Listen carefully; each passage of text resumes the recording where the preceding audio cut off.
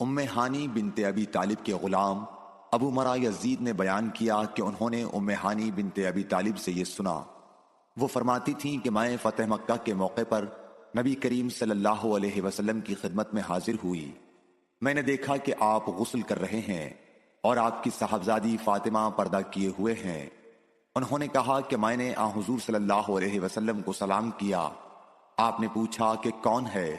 میں نے بتایا کہ ام ہانی بنت ابی طالب ہوں۔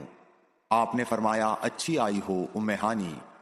پھر جب آپ نہانے سے فارغ ہو گئے تو اٹھے اور 8 رکعت نماز پڑھی، ایک ہی کپڑے میں لپٹ کر۔